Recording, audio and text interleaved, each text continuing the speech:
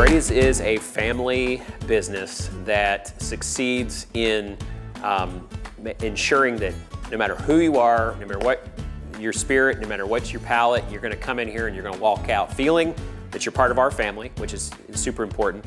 And at the same time, you're going to walk out learning something that you didn't know coming in. And we think that's just incredible with our business. And so I've got two younger brothers, and we decided a few years ago that we wanted to do something together. Brian and Andy, my younger brothers, they've been doing things independently on their own in Roanoke Valley for many years, and I was in the military, retired, and came back and decided that we wanted to do something, the three of us. So Roanoke hadn't seen a distillery in over 100 years. There's lots of good craft breweries around, which is my passion, but brewing and distilling is very similar in many respects, so we decided, hey, let's try this distilling, just get into the world of that and kind of see where it takes us. So that's where we're at now. How we ended up in this location is sort of fortuitous. Brian and Andy, with another company that they own, were actually occupying this building that we're in now for another business venture that they still own. They outgrew the building and moved to another location. Well, this half of the building sat vacant for quite a while, and we actually were sitting on the floor in this building right here wondering where we were going to put our tasting room. And I sort of looked around with Andy and Brian. We're like, guys, I think we're in the tasting room right now. I think this makes the most sense. A lot of people in the industry, or at least consumer-wise, don't realize that a new distillery that wants to have a 4-year product ready to go from day one can't do that legally because they can't even get started until they've got all the licensing in place. You can't own a still, you can't operate the still, and things like that. So what a lot of places do, like us, is that we sourced our first spirit. And so the manufacturer that we went to ended up being the largest and the oldest distillery in the United States. But at the same time, we had to interview for that position because they wanted to know what our hook was. Why should we put a lot of eggs in your basket that coming from us, give you our spirits?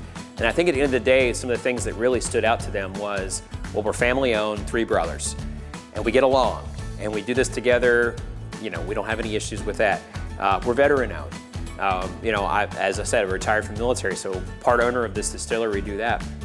And the other thing too that was really cool was, since 1909, Roanoke had not had an active distillery. So when we were making our pitch as to why we should be the next distillery to receive the source spirits, for them it was hook, line, and sinker. They got those 3 pieces, came together for them. Wow, family owned, veteran owned, and Roanoke doesn't even have a distillery. You guys are the first one. So for us, that was a huge thing. When people come in and they hear that, they can't believe that.